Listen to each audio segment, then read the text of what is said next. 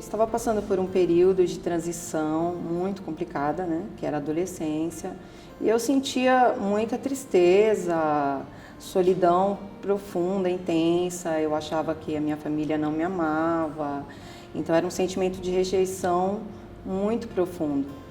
E isso me levou a ter o pensamento suicida. Isso contribuiu muito para isso. O jovem pode apresentar vários sinais, entre eles a automutilação. Vale lembrar que a automutilação não necessariamente é um comportamento suicida. O que difere um comportamento autolesivo e tentativa de suicídio é a intenção. Na maioria das vezes, a automutilação está ligada ao alívio de um sofrimento psíquico e não à vontade de morrer. O que acontece algumas vezes é que o jovem começa a fazer cortes mais profundos e às vezes isso leva a uma tentativa de suicídio. Porém, jovens que se automutilam têm um risco maior de morrerem por suicídio, porque eles já demonstram que não estão lidando bem com as questões emocionais. Quando a gente fica sabendo de um suicídio, a gente se pergunta sobre o que aconteceu ontem, na semana passada, no mês passado. O que a gente tem que lembrar é que o suicídio é um resultado trágico de uma combinação de fatores que começam a atuar já geneticamente, na primeira infância, na adolescência. Então são vários fatores que se combinam. Dentre os fatores, não há sombra de dúvida, a depressão é muito importante. Então todas as pesquisas mostram que o problema mais comum nos suicídios é a depressão. E os adolescentes sofrem de depressão. A depressão está incidindo em gente cada vez mais jovem. Esse é um fenômeno da atualidade. Então nós temos que estar mais atentos e reparar numa mudança de padrão de comportamento que se instala e permanece ao longo do tempo. Não é aquela atitude que muda numa tarde, numa manhã e depois o adolescente volta ao normal. É algo que muda e permanece ao longo do tempo. Além disso, uso de álcool ou drogas, se colocar em situações de risco, agressividade, impulsividade, mudanças bruscas de comportamento, estar passando por bullying ou cyberbullying, acreditar que a morte é uma saída viável, romantizar a morte. E se esse jovem também teve um suicídio próximo a ele ou o suicídio de alguém famoso, isso pode levar ao que a gente chama de contágio. Então, o fato dele ter ou alguém famoso ou alguém muito próximo que morreu por suicídio e ele já estar vulnerável pode ser um desencadeante para o jovem. Jovens que lidam com questões de orientação sexual também têm um risco aumentado, porque se a família que ele mora não aceita a sua orientação sexual, isso pode ser um fator de risco para o suicídio. Jovens que tenham distúrbios corporais ou que se sintam anormais corporalmente também têm maior risco. Adolescentes grávidas. Então eu estou falando de alguns sinais e alguns fatores de risco aí que a gente pode observar. As pessoas buscam, né? Nós buscamos atenção, nós buscamos algum entendimento, nós buscamos um acolhimento, nós buscamos carinho, nós buscamos um abraço, né? E quando a gente não consegue isso, e pelo contrário, quando a gente tem algum julgamento, quando a gente tem alguma chacota, alguma brincadeira, né, de mau gosto, isso mexe. E nessa relação, nessa troca, ou a gente estreita o laço ou a gente afasta, né, os laços. E o que a gente percebe, o que eu percebo nessa andança aí por escolas, faculdades, é esse afastamento, né, do jovem, de parar com a sua relação familiar, com sua família, com até mesmo amigos. Por várias vezes eu conversei com eles, mas eles ignoravam, eles achavam que era frescura, né, que eu tinha tudo, do bom e do melhor, que não tinha motivo para isso. Então, na realidade, eles ignoraram, né, o que eu sentia na época. Era a única forma que eu via de sanar aquela dor que eu sentia, aquela rejeição. Então, eu fiquei com aquilo fixo na minha mente. Fiquei 5 dias internadas, 3 dias na UTI. E quando eu saí da UTI, foram vários sentimentos, misturas de sentimentos, de renascimento com arrependimento.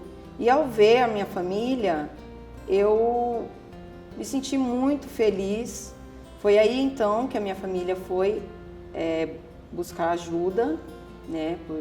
Durante algum tempo eu fiz terapia e isso aí modificou muito a minha vida e também as pessoas que estavam à minha volta. Então eu passei a ver a vida com outra perspectiva, né? E as pessoas ao meu entorno também começaram a ter uma postura diferente, ficaram mais atentos, né?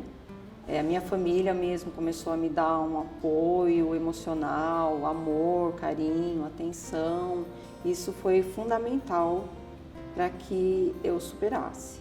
Há jovens que falam com mais facilidade sobre o que está preocupando, outros não.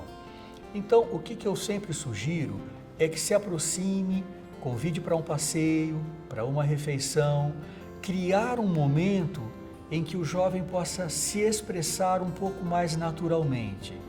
Não é o momento de ficar fazendo pergunta, conta para mim, o que você tem, fala, porque esse tipo de pergunta, ele só cria uma defesa ainda maior no jovem. Ele vai falar, nada, para com isso, não quero falar. Então, a sugestão que eu faço para os amigos, para o pai, para a mãe é, crie oportunidades de estar só e sem muitos outros estímulos, né? Sem música, sem buzinas, sem tela mostrando muita informação.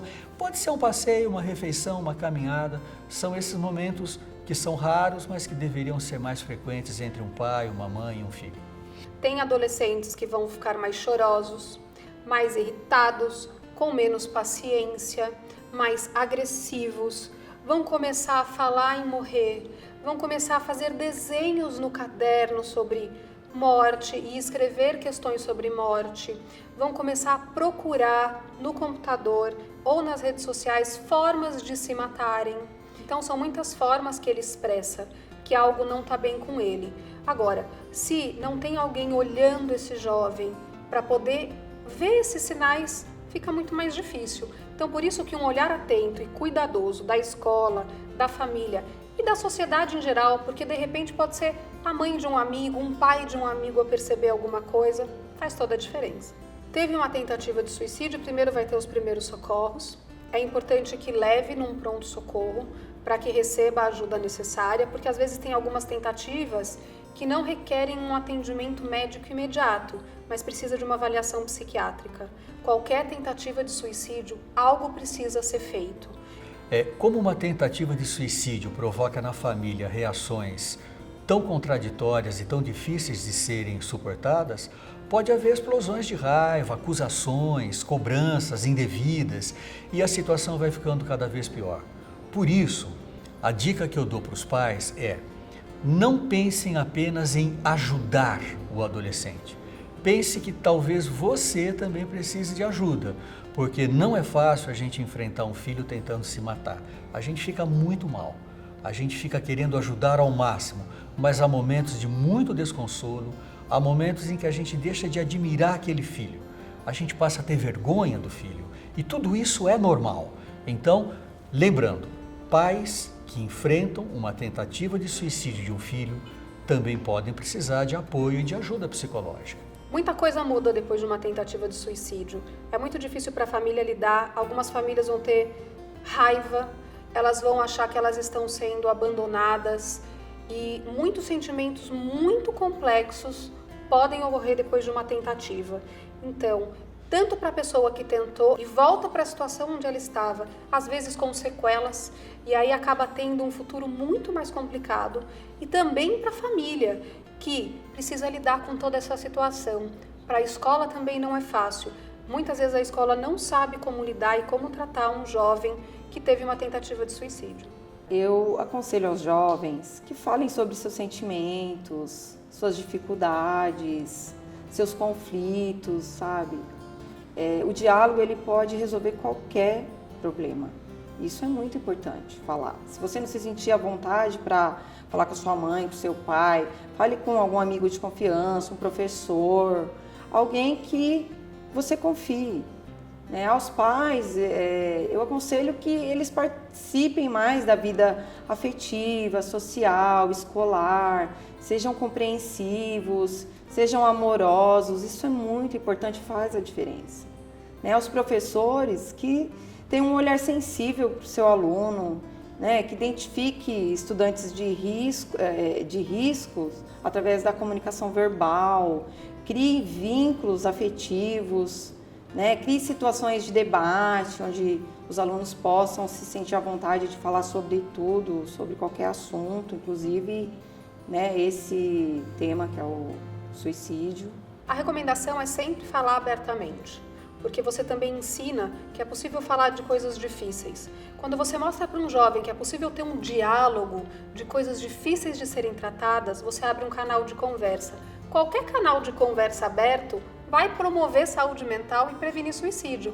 Então, se você consegue acolher essa dor, acolher sofrimento, falar de assunto tabu, não vai fazer com que o jovem faça alguma coisa. Muito pelo contrário, pode ser justamente uma porta que ele precisa para discutir uma série de coisas que ele não está sabendo lidar. É um dos slogans do CVV que falar é a melhor solução. Acontece muito no telefone, por exemplo, da pessoa estar desabafando e ela fala o seguinte: olha, eu não tinha parado para perceber dessa maneira. Ou seja, a própria pessoa, ela vai se construindo, ela vai se percebendo, sem eu precisar oferecer qualquer tipo de caminho, qualquer tipo de solução. O simples fato de escutá-la e ela mesmo, quando ela fala, ela se escuta. E quando ela se escuta, ela começa a refletir: é isso mesmo que eu sinto? É isso mesmo que eu passo?